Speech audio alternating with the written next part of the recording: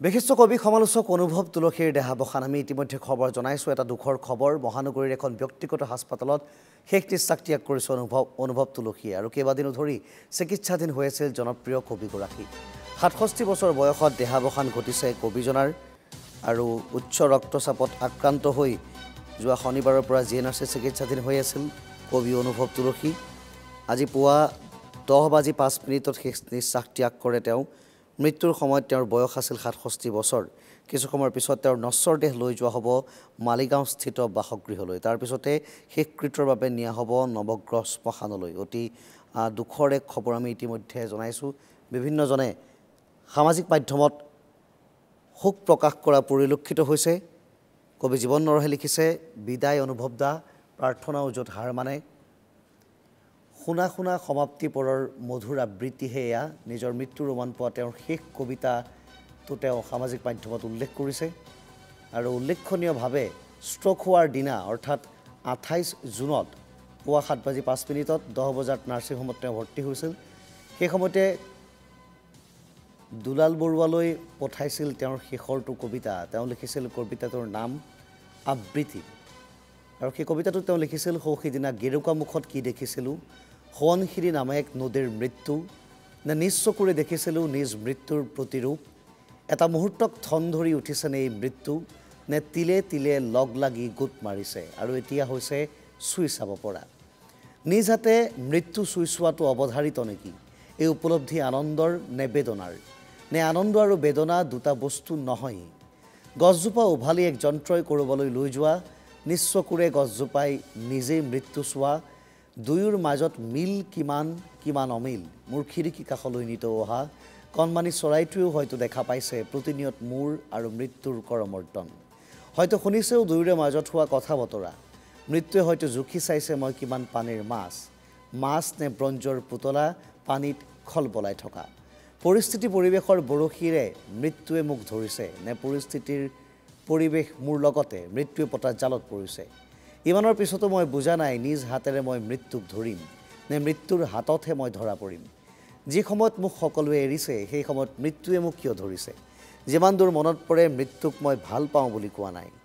মোৰ আৰু মৃত্যুৰ মাজত বিনিময় হোৱা নাই কোনো প্ৰেম বাৰ্তা তাৰ পিছতো পৰস্পৰৰে ওচৰা ওচৰি এজাৰ ফুলৰ বতৰত আমাৰ মিলন অৱধাৰিত নেকি নে তলসৰা বকুলৰ লগত দুই উমলি থাকোঁতে অনিবাৰ্যভাৱে ইটোৱে সিটোক গবা মাৰি ধৰিম জীৱনক বিদায় বুলি ক'বলৈ মোক মৃত্যুৱে সুযোগেই নিদিব কিনো বেয়া হ'ব কোৱাচোন সোৱণশিৰি প্ৰকৃতিৰ লালিতা পালিতা হৈও তুমি বাচিব পৰা নাই মইনো কোন কোটা ভাগ্যে কোটাই কান্দিব নোৱাৰে নিজ মৃত্যুত নিজে চকুলো পেলোৱাটো প্ৰকৃতিৰ সন্তানৰ নিয়তি নেকি খিৰিকী মুখৰো সৰু চৰাই শুনিছানে এই ফাঁকি let us go you and আই মই লিখা নাই মৃত্যুৱে লিখিছে মই অসমীয়াতহে লিখোঁ তুমিতো জানাই যিয়েই নিলিখক যি ভাষাতে নিলিখক শুনা শুনা সমাপ্তি পৰৰ মধুৰ আবৃত্তিহে এয়া আৰু এইদৰে যেন মধুৰ আবৃত্তি কৰি গ'ল কবি অনুভৱ তুলসীয়ে আৰু সেই মধুৰ আবৃত্তিয়ে সকলোকে কন্দুৱাই গ'ল শেহতীয়াকৈ উল্লেখনীয় গ্ৰন্থৰ ভিতৰত আছিল বানান কৰি পঢ়া লুইতৰ পানী আৰু সেইখন গ্ৰন্থ অধিক জনপ্ৰিয় আছিল অন্যান্য উঠি অহা কবিসকলৰ মাজত আমি উল্লেখ কৰিছোঁ উঠি অহা কবিক হাতত ধৰি আগুৱাই নিয়া এইজন অনুভৱ তুলসীৰ জীৱনাৱসানত তেতিয়া শোকস্তব্ধ সকলো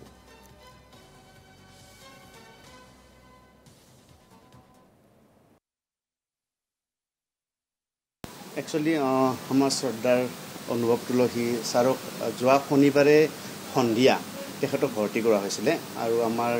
ডক্টৰ ৰূপজ্যোতি দাস বাইদেউ যিটো নিউৰলজিষ্ট তেওঁৰ আণ্ডাৰতে ভৰ্তি হৈছিলে আহোঁতে তেওঁ বহুত সংকটজনক অৱস্থাতে ভৰ্তি হৈছে তেওঁৰ মগজত ৰক্তক্ষৰণ যিটো আমি হেমৰেজিক ষ্ট্ৰোক বুলি কওঁ হেমৰেজিক ষ্ট্ৰোক লৈ আহিছিলে আৰু আমি ইমাৰ্জেঞ্চিতে ইনটিউবেশ্যন কৰিব লগা হ'ল আমি কিছুমান স্ক'ৰিং এটা চাওঁ জিচিয়া স্ক'ৰ বুলি কওঁ যিটো নৰ্মেল স্ক'ৰিং আমাৰ 15 থাকে তো তেওঁৰ বিল' 7 আছিলে 5/15 এনেকুৱা আছিলে গতিকে ইমাৰ্জেঞ্চিতে আমি ষ্টাৰ্ট কৰি দিয়া হ'ল ট্ৰিটমেণ্টটো তেওঁক ইনটিউবেশ্যন কৰি ভেণ্টিলেটৰত দিব লগা হৈছিলে আৰু সম্পূৰ্ণ আমাৰ ক্ৰিটিকেল কেয়াৰ টিমটোৰ নিউৰলজিষ্টে সম্পূৰ্ণ চাইছিলে যদিও আজি ৰাতিপুৱা প্ৰায় 10:05 সময়ত তেখেতক একচুৱেলি আমি এক্সপায়াৰ্ড বুলি ডিক্লেয়াৰ কৰা হৈছিলে তেখেত কিন্তু আমি যেতিয়া পাইছোঁ আমি স্ক'ৰিংটো বহুত জিচিয়া স্ক'ৰ ল' জিচিয়া স্ক'ৰতে পোৱা গৈছে তাৰমানে আপোনাৰ এৰাউণ্ড 5/15 স্ক'ৰিঙত পোৱা গৈছে আমি যিটো পাইছিলোঁ আৰু ডাঙৰ হেমৰেজিক ষ্ট্ৰোকটো বহুত ডাঙৰেই আছিলে চ' চিভিয়াৰ হেমৰেজিক ষ্ট্ৰ'কৰ কাৰণে অত্যাধিক ৰক্তক্ষৰণৰ কাৰণে হৈছিল তেওঁ আগৰ পৰা হয়তো তেওঁৰ